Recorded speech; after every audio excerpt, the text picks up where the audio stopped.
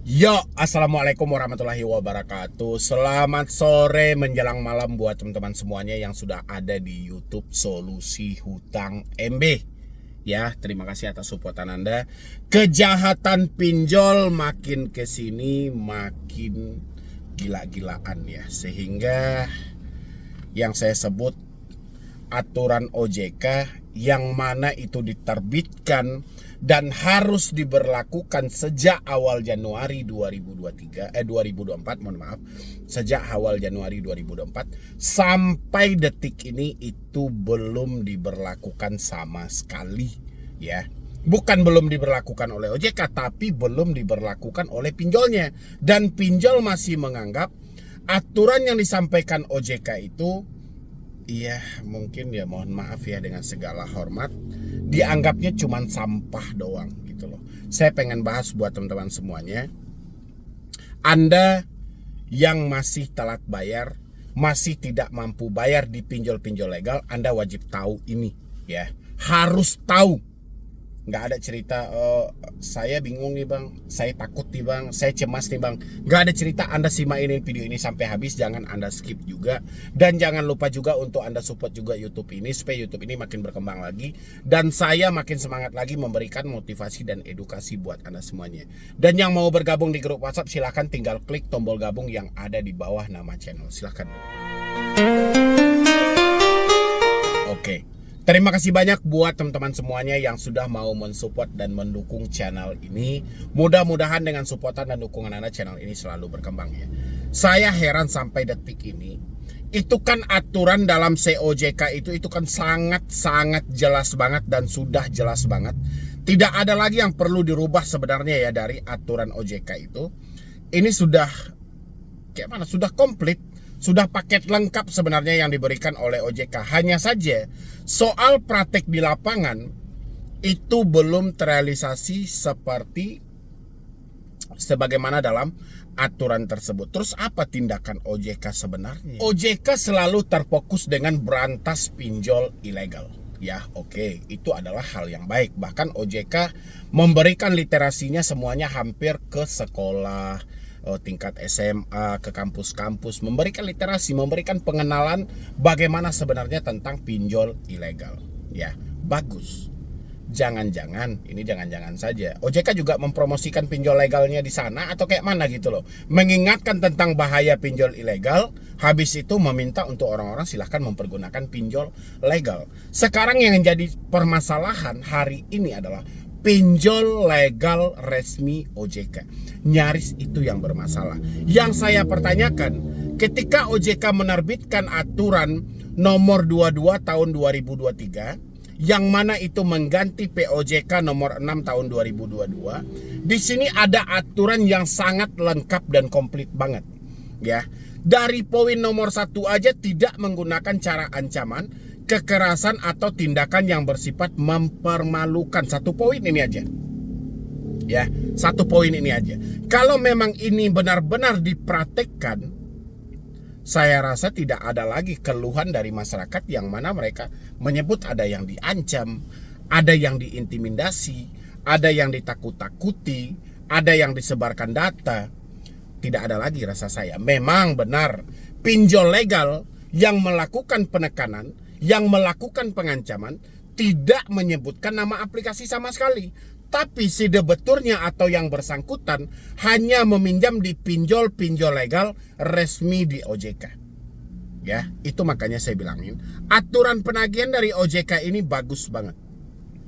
Tapi OJK tidak ada orang lapangan yang memantau hal ini seperti aturan yang berlaku. OJK menyampaikan menyebarluaskan informasi mengenai kewajiban konsumen yang terlambat kepada kontak telepon yang dimiliki oleh konsumen. Ini tidak diperbolehkan. Ya, menyebarkan informasi sama aja menyebarkan data, tidak diperbolehkan. Sekarang pinjol legal, contoh kita sebut aja dari S-Pinjam atau Shopee, terang-terangan menyampaikan kalau Anda tidak melakukan pembayaran, kami akan hubungi ya kontak-kontak Anda. Kami akan cari Anda sampai ke media sosial Anda. Itu bagaimana tanggapan dari OJK? Jadi kalau hanya aturan ini dibentuk oleh OJK, itu baru poin awal saja gitu loh. Hampir dan masih sampai detik ini, saya perhatikan, kemarin saya bilangin, ini aturan diberlakukan sejak awal Januari 2024. Nanti teman-teman, saya lihat 1 bulan atau 2 bulan ke depan. Sekarang masih bulan Februari.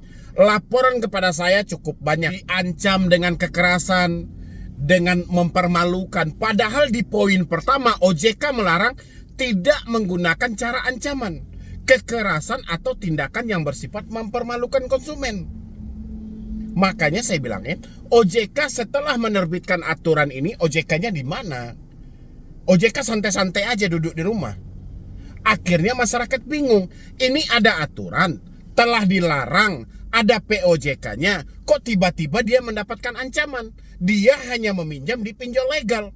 Dan dia tidak membayar bukan karena disengaja, tapi memang fakta duit dia nggak ada.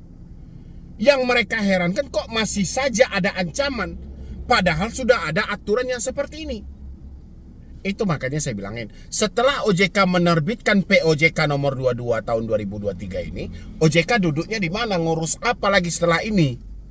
Ya, dengan mudah dia terbitkan aturan, habis itu rasanya persetan aja. Anda mau diancam, mau diapain juga terserah. Habis itu yang ini, tidak menggunakan tekanan secara fisik maupun verbal. Sampai detik ini masih diberikan tekanan, mengacaukan pemikiran, membuat orang tidak nyaman berada di rumah mereka, membuat orang seakan-akan dihantui. Ya, mau diculik lah, mau didatangi lah, mau diobrak-abrik, mau datang bawa pengacara, mau datang bawa polisi, mau datang bawa RT RW, timbal balik tekanan. Ini sudah ada larangan, ya. Sekarang pertanyaan saya sama OJK, poin-poin ini larangan apa perintah? Kok begitu dilarang malah seakan-akan diperintahkan gitu loh. Bagaimana cara OJK menyusun aturan ini, dan bagaimana juga cara OJK supaya aturan ini untuk dipraktikkan atau ditaati oleh pelaku usaha jasa keuangan? Ini yang membingungkan. Habis itu OJK menyampaikan tidak menagih kepada pihak selain konsumen. Kan bagus aturan OJK nih, dari poin 1, poin 2 ke poin 3. Bagus. Sekarang pertanyaannya prakteknya gitu loh. Ini yang saya bingungin. Orang-orang selalu ditekan dengan penyebaran data, menagih ke kontak darurat, menagih ke kontak, ya. Padahal jelas-jelas tidak menagih kepada pihak selain konsumen, tidak menagih kepada pihak selain konsumen. Jadi mereka itu tidak boleh menagih selain ke diri Anda. Tapi praktek di lapangannya seperti apa gitu loh. Bingung kan? Makanya saya bilangin, kalau benar-benar ini dipraktekin, harusnya tidak ada keluh kesah, ketakutan dan kecemasan yang ada dari orang-orang yang telat bayar, yang tidak mampu bayar. Tapi kenyataannya di lapangannya seperti apa? Habis itu ini lagi, tidak menagih secara terus-menerus yang bersifat mengganggu. Semuanya pinjol masih menagih terus-menerus, bahkan mengganggu. Mereka berhentinya kalau baterai handphonenya sudah habis. Tapi selagi baterainya masih ada, tetap aja mereka akan menagih. Semua yang dilarang OJK ini itu masih dijalankan oleh pinjol-pinjol legal. Kenapa OJK hanya sibuk mengurusi soal pinjol ilegal? Bingung kan dari teman-teman semuanya? Saya pun juga bingung, bukan Anda aja. Jadi mau OJK ini sebenarnya seperti apa diri kita ini? Ya, oke, saya bacakan dulu pertanyaan dari teman-teman yang bertanya soal mereka telat bayar atau tidak mampu bayar ya. Ini ada yang bertanya dari N, Bang, gimana caranya bisa bebas dari pinjol? Cara bebas dari pinjol ya bayar. Ya, mohon bantuannya Bang. Kalau Anda mau bebas dari pinjol ya bayar. Tapi kalau Anda mau bebas dari teroran, tekanan, ya sudah, teroran dan tekanan itu berada di mana? Di telepon, di WhatsApp, di email, ganti aja yang itu. Udah selesai itu. Ya kan? Ini apa lagi nih? Selamat siang, saya dari Jakarta, nonton video Pak Medi. Saya ingin bertanya, memang ada hutang pinjol juga Pak? Alamat rumah, KTP dan rumah sudah dijual. Apakah aman Pak? Maksud saya tidak akan terkena sebagai penipu atau pemalsuan alamat kah Pak? Enggak. Nggak ada hubungannya pemalsuan alamat seperti itu. Alamat rumah yang sesuai KTP dan rumah itu sudah dijual, ya wajar. Contoh, kayak saya tinggal di daerah A dan saya beralamat di sana, berdomisili di sana. Habis itu sampailah saya pada titik krisis di mana duit saya nggak ada, satu-satunya aset saya cuma rumah. Ya saya jual rumahnya. Habis itu saya pindah tempat. Apakah itu pemalsuan data? Ya tidak ada hubungannya dengan pemalsuan data. Ya, jadi teman-teman nggak usah terlalu khawatir, nggak usah terlalu cemas.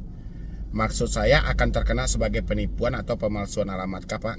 Nggak ada hubungannya hal-hal seperti itu. Kan memang itu realnya data yang dikeluarkan oleh pemerintah.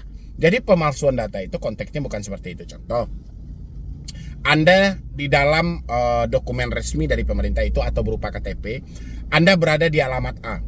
Tapi karena Anda ingin meminjam di bank atau di sebuah perbankan, alamat A ini Anda edit menggunakan aplikasi apa, kayak alamat A Anda ganti dengan B. Habis itu nama Anda yang semula angka 1 Anda ganti angka 2. Nama Anda. Itu pemalsuan data. Tidak sesuai dengan dokumen resmi yang dikeluarkan pemerintah. Oke, ini ada lagi. Halo, nama saya mau sharing terkait pinjol. Saat ini saya ada tagihan di banyak pinjol, tapi semuanya selalu saya bayar dan lancar. Sampai-sampai 2 mobil BPKB yangnya dijaminkan. Saya ada usaha yang cukup bagus dan hasilnya sangat cukup, bahkan lebih untuk living cost. Tapi gara-gara pinjol ini semua berantakan, sampai-sampai SPP anak-anak sekarang nunggak. BTW saya single parent. Dalam minggu ini saya mau japo di PIN Plus UATAS pinjam yuk. 3 APK ini sangat memberatkan. Perpanjangan terus. Ya salah Anda memperpanjang ngapain gitu loh. Perpanjang itu sama aja memeras Anda mau mengeluarkan uang tapi tidak mengurangi hutang. Ngapain diperpanjang? Kalau udah mendingan gagal bayar aja gitu loh. Ya ingat ya buat teman-teman semuanya, nggak ada cerita perpanjang itu. Sama kayak gini, Anda misalnya jualan di pasar-pasar misalnya gitu. Jadi itu sama aja, uang perpanjangan ini sama dengan uang preman gitu loh. Kalau Anda mau aman perpanjang dulu. Kalau Anda mau aman bayar dulu BO-nya berapa. Ya, uang amannya berapa untuk preman-preman pasarnya. Sama aja, uang perpanjangan ini sama dengan uang preman. Ya. Itu Anda bayar perpanjangan karena Anda takut kan? Makanya jangan takut-takut lagi. Memperpanjang itu sama memperbodoh diri Anda. Saya berencana untuk kirim email minta restrukturisasi tenor dan cicilan. Apakah ini harus saya lakukan atau galbay aja? Kalau saya galbay, risiko terburuk apa? Saya tidak bisa ganti nomor HP karena saya sudah pakai 20 tahun lebih. Oke. Kalau Anda galbay, risiko terburuknya adalah BI checking. Nggak ada di luar itu, cuman itu satu-satunya, BI checking. Dan untuk beberapa pinjol belum mempunyai akses ke BI checking, baru mempunyai ke fintech data center atau pusat data fintech lending. Ya, itu aja risiko terberatnya. Habis itu kalau galbay risiko terburuknya, apakah ini harus saya lakukan atau galbay aja? Mendingan galbay aja. Daripada Anda minta restrukturisasi tidak akan didapat. Kalau sama pinjol minta-minta keringanan nggak ada. Yang ada malah Anda diperbudak lagi memberikan uang perpanjangan terus-menerus tanpa henti. Saya tidak bisa ganti nomor HP. Ya sudah, kalau Anda memang tidak bisa ganti nomor HP, berarti Anda harus kuatkan mental Anda untuk menghadapi tekanan mereka via telepon, tekanan via WhatsApp, tekanan via email. Tapi kalau mental Anda tidak baik-baik saja, mau tidak mau nomor Anda yang 20 tahun harus Anda matikan dulu selama 3 bulan ke depan supaya bisa menstabilkan pemikiran Anda untuk menghadapi semua ini, ya. Habis itu ada yang bertanya lagi, yang mau saya tanyakan kenapa bunganya jalan terus. Saya termasuk, ini apa nih? Oke. Dia pernah ditipu mengatasnamakan pinjol tersebut. Yang mau saya tanyakan kenapa bunganya jalan terus. Saya termasuk gagal bayar di pinjol ilegal, semangat terkena penipuan yang mengatasnamakan Pundikas. Akhirnya saya bayar. Udah tahu Anda kena tipu, Pak, ngapain dibayar lagi? Lalu yang harus dibayarkan sebesar itu. Awalnya mereka ancam saya sebar data dan memakai saya. Udah Pak, kalau kita mampu diperalat oleh pinjol-pinjol ilegal, siap-siap aja kita akan dijadikan ATM berjalan. Pinjol ilegal atas dasar apapun Anda tidak perlu bayar. Ya, nggak usah Anda bayar lagi, nggak usah takut-takut. Habis itu ini mana nih? Halo Kak, saya Li, saya sering nonton YouTube channel. Mau tanya Kak, apakah DCKP sebar data yang ada di kontak kita ya? Saya baru galbay 1 hari dan sudah banyak banget teroran. Ya, inilah yang saya sampaikan gitu loh. Orangnya baru terjebak di salah satu pinjol legal saja. Salah satu pinjol legal saja dia terjebak ini. Salah satu pinjol legal saja. Kan dia bilangin DCKP. Tiba-tiba dia mendapatkan ancaman seperti itu. Dia menuduh siapa? Tuduh KP-nya. Mereka tidak menyebutkan sama sekali nama aplikasinya. Ya, di sini mereka hanya mengatasnamakan pinjaman online. Satu-satunya orang lembaga yang bisa mengakses ini cuman OJK. Karena OJK mempunyai semua aksesnya. Tapi itulah tidak dilakukan OJK. OJK tidak mau menyelidiki ini karena dia tahu ini kasus, ya, ini kasus masih mau main-main nih nama ini. Karena tidak menyebutkan nama aplikasi, OJK tahu kalau tidak menyebutkan nama aplikasi berarti itu pinjol ilegal. Padahal pinjol ilegal setiap kali menagih selalu menyebutkan nama aplikasi. Ya, tidak pernah yang tidak. Nantilah kalau misalnya saya nemukan videonya, buktinya, nanti saya pajang di sini. Nanti kalau nggak salah masih ada itu yang dari pinjol ilegal. Ya, jadi buat teman-teman semuanya, kalau ada ancaman-ancaman seperti itu, tadi kan sudah saya jelaskan juga, saya terangkan juga di awal kita bahas soal 7 aturan dalam POJK nomor 22 tahun 2023. Aturan itu wajib ditaati oleh pelaku usaha jasa keuangan. Ternyata sejak aturan itu diberlakukan 1 Januari sampai sekarang aturan itu tidak dipakai sama sekali. Dan kita harus perhatikan hal ini. Kita harus pertegas. Bagaimana cara mempertegasnya? Apabila kita masih menemukan kejanggalan di lapangan, contoh mereka tidak mentaati sama sekali aturan yang diberikan OJK, dan Anda tahu nama aplikasinya meskipun mereka tidak menyebutkan, saya pengen atas dasar apapun tolong berhenti membayar. Ya, jangan dicicil, jangan dibayar, jangan diperpanjang sama sekali. Itu aja, biar menjadi efek jerah sama mereka. Ketika Anda sudah diancam, semangat berhenti membayar, insya Allah tidak akan terjadi apa-apa. Ya, kompak semuanya seperti itu. Kalau enggak, aturan ini percuma loh. Hanya ada di barisan lembaran kertas di kantor OJK aja, tidak dipatuhi sama sekali. Ya, mungkin dari saya cuma itu aja. Mudah-mudahan ini bisa membantu buat teman-teman semuanya, terutama yang baru telat bayar dan tidak mampu bayar pinjol. Jadi sekian dulu dari saya, Medi Bro nih. Wassalam.